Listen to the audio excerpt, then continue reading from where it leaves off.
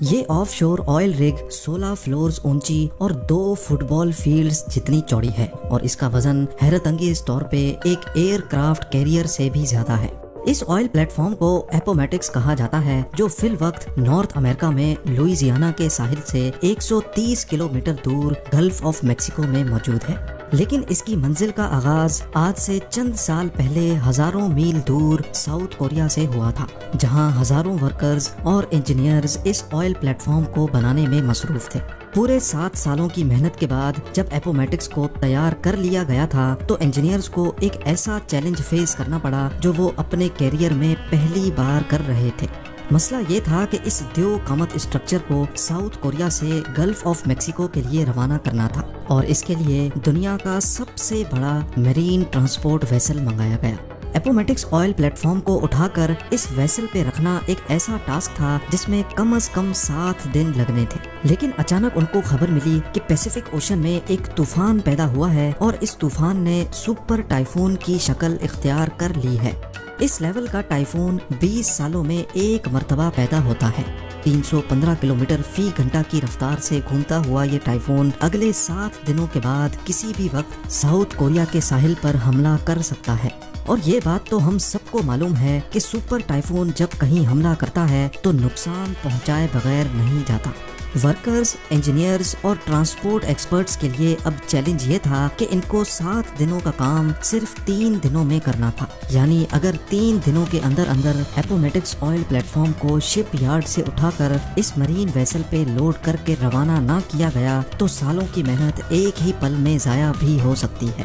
یہ ایک ایسا مسئلہ تھا جس نے نیچے سے لے کر اوپر تک ساری مینجمنٹ کو ہلا کر رکھ دیا۔ یہ oil plate form shell oil company کا سب سے بڑا پروجیکٹ تھا، اور یہی وجہ تھی کہ ان کے پاس ایک چھوٹی سی بھی غلطی کی جگہ نہیں تھی۔ سپر ٹائفون کو اوائڈ کرنے کے لیے اور اپومیٹکس کو وقت سے پہلے روانہ کرنے کے لیے بچا کچا کام پورا کرنا بہت ضروری تھا، جس کے لیے ورکرز کی ایک ایکسٹرا آرمی بلوائی گئی۔ ورکرز نے دن رات ایک کر دیا اور جلد از جلد اپومیٹکس کو ٹرانسپورٹ کے لیے تیار کرنا شروع کر دیا۔ دوسری طرف مینجمنٹ میٹیورولوجیکل ایڈمنسٹریشن سے مل کر سپر ٹائفون کی موومنٹ پر نظر رکھے ہوئے تھی۔ ان کو ایک امید تھی کہ شاید یہ سپر ٹائفون اپنی ڈائریکشن بدل لے، لیکن ان کی امیدوں پر تو جیسے پانی ہی گزر گیا جب ان کو یہ معلوم پڑا کہ ٹائفون تو پیسیفک اوشن سے سیدھا ساؤتھ کوریا کی جانب بڑھتا جا رہا ہے۔ ورکرز کی آرمی نے جی جان لگا کر صرف 3 دنوں کے اندر اپومیٹکس کا سارا کام کمپلیٹ کر لیا، اور اب باری تھی اس دیو قامت اسٹرکچر کو اٹھا کر فلوٹنگ ڈاک پر رکھنے کی۔ اس پورے اسٹرکچر کا وزن حیرت انگیز طور پہ 41,000 ٹنز بتایا جا رہا تھا۔ اتنا زیادہ اسٹیل تو برج خلیفہ کی کنسٹرکشن میں بھی استعمال نہیں ہوا تھا جتنا اس آئل پلیٹ فارم پہ لگایا گیا تھا۔ بڑے بڑے ہائیڈرولک جیکس کی مدد سے ایک انچ کر کے اس کو دھکیلا گیا اور فلوٹنگ ڈرائی ڈاک پر رکھ دیا گیا۔ ٹگ بوٹس کی مدد سے فلوٹنگ ڈاک کو کھینچ کر شپ یارڈ سے دور لے جایا گیا، جہاں سے اس کو اس میرین ویسل میں لوڈ کیا جانا تھا۔ یہ دنیا کی سب سے بڑی مرین ٹرانسپورٹ ویسل ہے جو 98,000 ٹنز کا وزن آسانی سے کیری کر سکتی ہے، اور اسی پر اپومیٹکس کو دنیا کے دوسرے کونے گلف آف میکسیکو تک جانا تھا۔ اگلی صبح اپومیٹکس کو فلوٹنگ ڈاک سے اتار لیا گیا۔ اب آئل پلیٹ فارم پہلی بار پانی پہ فلوٹ کرنے لگا۔ ٹگ بوٹس کی مدد سے پلیٹ فارم کو مزید ڈیپ واٹر تک کھینچا گیا، جہاں یہ میرین ویسل پہلے سے انتظار کر رہی تھی۔ دوسری طرف سپر ٹائفون تیزی سے ساؤتھ کوریا کی طرف بڑھتا جا رہا تھا، اور مینجمنٹ کے سر پر ایک تلوار سی لٹک رہی تھی۔ اب سپر ٹائفون صرف 48 آورز دور تھا، اور جیسے جیسے وہ قریب آتا جا رہا تھا ویسے ویسے سمندر میں اس کی نشانیاں بھی ابھرنے لگی تھی۔ سمندر میں ہواؤں اور لہروں کا سلسلہ بڑھ رہا تھا جو اپومیٹکس کے لیے ایک خطرے کی نشانی تھی۔ اگلا لمحہ بہت زیادہ نازک تھا۔ آئل پلیٹ فارم کو ویسل پہ لوڈ کرنا بہت ہی کمپلیکیٹڈ کام ہوتا ہے۔ اس کے لیے پہلے ویسل اپنے اندر موجود واٹر ٹینکس میں پانی انٹیک کرتی ہے، جس کی وجہ سے وہ پانی کے اندر چلی جاتی ہے۔ پھر tug boats oil platform کو کھینچ کر ویسل کے اوپر لے کر جاتی ہے، اور پھر آخر میں ویسل پانی کو واپس باہر نکالتی ہے، جس کی وجہ سے ویسل اوپر کی جانب اٹھ جاتی ہے۔ لیکن یہ کام اتنا آسان بھی نہیں ہوتا ہے جتنا آپ نے اس اینیمیشن میں دیکھا۔ اس کام کے لیے سمندر کا پرسکون ہونا بہت ضروری ہوتا ہے۔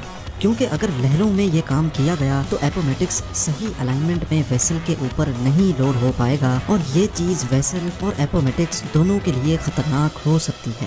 سپر ٹائفون کی وجہ سے سمندر میں کافی تیزی تھی، لہروں اور تیز ہواؤں کی وجہ سے یہ کام کرنا ممکن نہیں تھا۔ دوسری جانب وقت بڑی تیزی سے گزرتا جا رہا تھا اور ساری ٹیم کا اسٹریس لیول کافی زیادہ ہو چکا تھا۔ خوش قسمتی سے میٹیورولوجیکل ڈپارٹمنٹ کی جانب سے ٹیم کو اگلی صبح صرف 2 گھنٹے کا وقت دیا گیا، جس میں چانسز تھے کہ سمندر پرسکون رہے گا۔ ان 2 گھنٹوں میں اگر یہ کام نہ کیا گیا تو پھر اس کے بعد اور کوئی چانس نہیں مل پائے گا۔ سپر ٹائفون اب صرف 36 گھنٹے دور تھا۔ صبح سویرے جیسے بتایا گیا تھا، سمندر پوری طرح سے پرسکون تھا۔ پہلی فرصت میں آئل پلیٹ فارم کو ویسل کے اوپر کھینچ کر لایا گیا اور ویسل نے اس کو پانی سے نکال کر اپنے اوپر لوڈ کر لیا۔ سپر ٹائفون سے کئی گھنٹے پہلے اپومیٹکس آخر کار ساؤتھ کوریا کو الوداع کرنے میں کامیاب ہو چکا تھا۔ شیل نے اپنے آئل پلیٹ فارم کو سپر ٹائفون سے بچا کر پہلا چیلنج تو کمپلیٹ کر لیا تھا، لیکن اس کا مطلب یہ نہیں کہ اب آگے اور کوئی چیلنج نہیں آنے والا۔ کئی مہینوں کے سفر کے بعد ساؤتھ ٹیکسس میں آئل پلیٹ فارم کو دوبارہ ان لوڈ کیا گیا، کیونکہ 4 ماڈیولز ایسے تھے جن کو یہاں پر مینوفیکچر کیا جا رہا تھا۔ ماڈیولز کو ایک ایک کر کے پلیٹ فارم پہ فٹ کیا گیا اور ایک بار پھر سے اس کو 130 کلومیٹر دور اپنی منزل کے لیے روانہ کیا گیا، جہاں اس کو اگلے 40 سالوں تک رہنا تھا۔ پورے 7 سالوں کی محنت کے بعد آخر کار اب وہ گھڑی آ چکی تھی جب اپومیٹکس کو 30,000 فیٹ نیچے آئل ویل کے ساتھ کنیکٹ کرنا تھا۔ جس جگہ اپومیٹکس پانی میں فلوٹ کر رہا ہے، یہاں سمندر کا باٹم 7,400 فیٹ ڈیپ ہے۔ یہ اتنی زیادہ گہرائی ہے کہ اس میں لگ بھگ 3 برج خلیفہ فٹ آ سکتے ہیں، لیکن جس آئل ویل سے اپومیٹکس کو کنیکٹ کرنا تھا وہ حیران کن طور پہ اس گہرائی سے بھی مزید 22,600 فیٹ نیچے تھی۔ سمندر کی اتنی گہرائی میں پانی کا پریشر بہت زیادہ ہوتا ہے، جہاں پر کسی انسان کا جانا اور پھر وہاں کوئی مشن انجام دینا امپاسبل ہوتا ہے۔